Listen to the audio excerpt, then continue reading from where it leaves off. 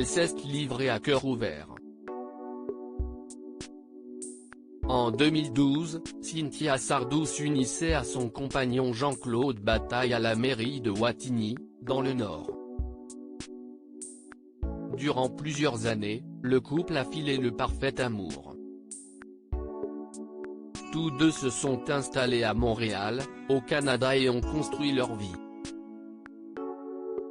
Alors qu'ils semblaient heureux, la fille de Michel Sardou a demandé le divorce il y a 2 ans. Une séparation sur laquelle elle a accepté de revenir dans les colonnes de France dimanche ce vendredi 2 avril. Dans cette séparation, j'estime pour ma part avoir appliqué à la lettre la loi et suis en parfaite sincérité dans cette démarche. La procédure de divorce est en cours, dit-elle avant de préciser, après, chacun dit ou fait écrire ce qu'il veut, ce n'est plus mon problème. Je ne suis pas là pour me justifier, confie-t-elle. Bien décidée à rétablir la vérité, elle indique « Je suis très fidèle avec moi-même, mon entourage et j'estime n'avoir rien à me reprocher. J'ai simplement tout mis en œuvre pour être dans le juste et le respect mutuel de chacun », conclut la fille de Michel Sardou. Si Cynthia Sardou a souhaité mettre les choses au clair, si est aussi car, suite à l'annonce de leur séparation, Jean-Claude Bataille avait mentionné lors d'un entretien avec France Dimanche, qu'il avait été quitté sans explication. J'ai constaté avec grand regret qu'elle n'a pas simplement souhaité me quitter comme dans n'importe quelle séparation. Cynthia, par le biais de son avocate, a commencé à me réclamer de fortes sommes d'argent, avait-il révélé avant de préciser, je lui ai pourtant offert tout ce dont elle avait besoin.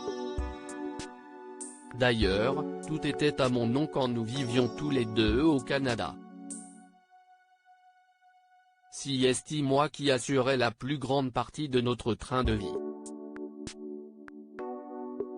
Ce que Jean-Claude Bataille regrette le plus est surtout la manière dont il a appris cette rupture. Cynthia est allée passer quelques jours chez des amis, et pendant son séjour, j'ai reçu un mail tôt le matin m'annonçant qu'elle désirait mettre un terme à notre mariage.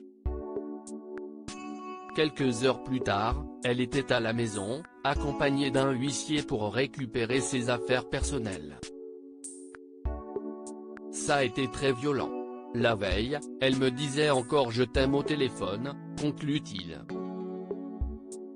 Cynthia Sardou, une femme épanouie aujourd'hui, Cynthia Sardou est plus sereine, confie-t-elle.